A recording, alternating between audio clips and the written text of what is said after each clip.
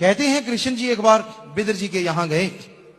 बिदर जी घर पे नहीं थे और हालांकि इसके पीछे दुर्योधन जैसे बुराई के प्रतीक लोग तड़फ उठे कि हैं, क्योंकि पहले दुर्योधन ने निमंत्रण दिया कृष्ण जी को कि आप आइए हमारे यहां भोजन कीजिए, हमारे बुआ के बेटे हैं आप आइए।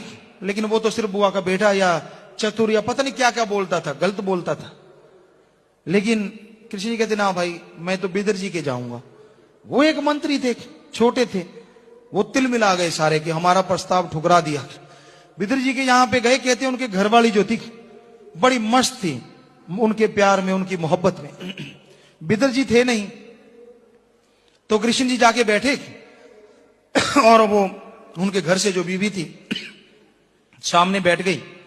बस दर्शन किए जाए और केले के जो छिलके थे वो तो कृष्ण जी को दे दें और जो गुद्दा गुद्दा था वो फेंक रही।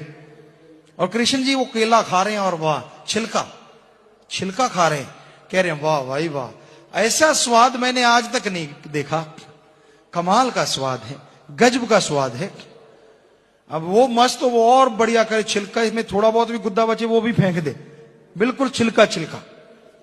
इतने में बिदर जी आ गए। उन्होंने देखा है ये क्या चल रहा प्रोग्राम। दूर से देखा हाथ जुड़े हुए हैं, क्योंकि बिदर जी बहुत प्यार करते थे कृष्ण जी को, तो वो भगवान मानते थे, सही जानते थे। तो जब उन्होंने देखा ये लीला कौतुक क्या हो रहा है, गुद्दों के ढेर लगे हुए हैं और छिलका एक भी नहीं, देखा ध्यान से तो छिलका तो कृष्ण जी खा रहे हैं। तो वो गए और कहने लगे या बुद्धू ये क्या कर रही है। कहने लगी जी क्या कर रही हूं स्वामी। कहने लगी आप छिलका कृष्ण जी को खिला रहे हैं और गुद्दा फेंक रहे हैं जो उसके अंदर से निकलता है। देखा तो गुद्दों का ढेर लगा हुआ और छिलके सारे खा गए। माफी मांगी, तौबा किया और फिर केला दिया, गुद्दा दिया केले का।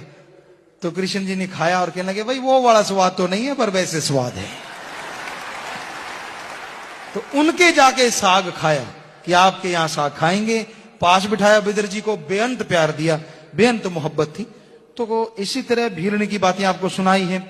और श्री गुरु नानक देव जी महाराज लालो जी के यहां पे गए, जबकि और बड़े बड़े ओहदेकारों ने यज्ञ किया, उसमें बुलाया नहीं गए और उनकी रोटी तक निचोड़ के दिखा दी। ये कहा जाता है कि वहां खून नजर आ गया उनको, और जो लालो की रोटी थी सूखी हुई रोटी, बिल्कुल टुकड़े, उनमें दूध टपक रहा था। तो कहने का मतलब जो गुरु है, अवतार हैं, संत हैं, उनको अपने भक्त प्यारे लगते हैं। अमीरी गरीबी से मतलब नहीं। कोई राजा भक्त है तो वो भी प्यारा है और कोई गरीब है वो भी प्यारा है। बस जो जितना तड़प से प्यार करता है, आपको बताया आप एक कदम बढ़ो तो वो हजारों कदम आता है, बस इसी में सब कुछ आ गया। तो ये इंसान के भावना है, जैसी भावना है। ये जरूरी नहीं है कि आप पास रह के सब कुछ पीर फकीर से हासिल कर सकते हैं। अगर तड़प है, चाहे 7 समुद्र पार बैठे हो, मालिक वहां भी दया में रहमत के ढेर लगा देते हैं। संत का और एक शिष्य का, शिष्य चाहे कुछ भी करता फिरता है, पर जो गुरु मुर्शिद कामिल आखिर वक्त पे तो उसकी संभाल करता ही करता है। जो सजा है, जो मर्जी हो, उसको साफ पाक करके लेके जाता है। हाँ, अगर किसी के लिए वचनी हो जाए तो वो नरकों में जाएगा ही जाएगा, उसे कौन बचाए। कहते हैं भक्त की बांधी भगवान भी नहीं छोड़ा सकता। भगवान कहता है अगर भक्त मैं बांध दूं तो मेरी बांधी संत छुड़वा देते हैं। भक्त प्रार्थना करता है कि मेरा भगवान रूठ गया, वो गुरु के पास जाता है, गुरु से मिन्नत करता है और गुरु और भक्त मिलके मालिक से प्रार्थना दुआ करते हैं। तो भगवान कहता है मैं अपने भक्त की बात सुनता हूं, मेरी बांधी भक्त छुड़ा सकता है, लेकिन जब भक्त बांध दे तो भगवान भी नहीं छुड़ा सकता। अगर संत कोई वचन कर दे किसी को तो तीर हो सकता है गया हुआ वापस आ जाए।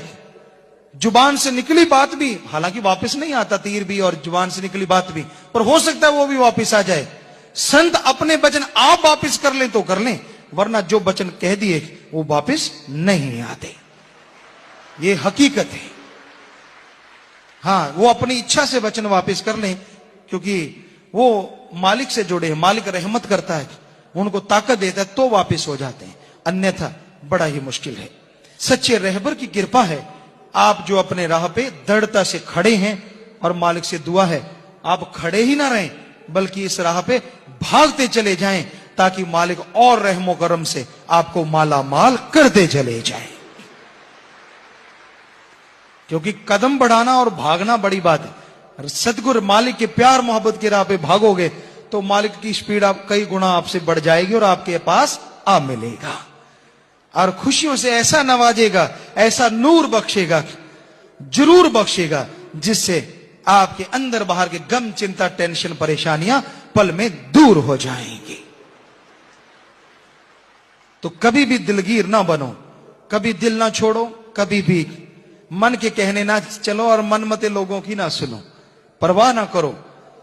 क्योंकि हाथी कभी परवाह नहीं करता। जब वो गली में जाता है, कभी तो मुर्गा वांग देता है और कभी कुत्ता काटने को आता है, कभी कुछ कहता है, कभी कुछ कहता है, पर हाथी कान यूं हिलाया और चलता चला जाता है।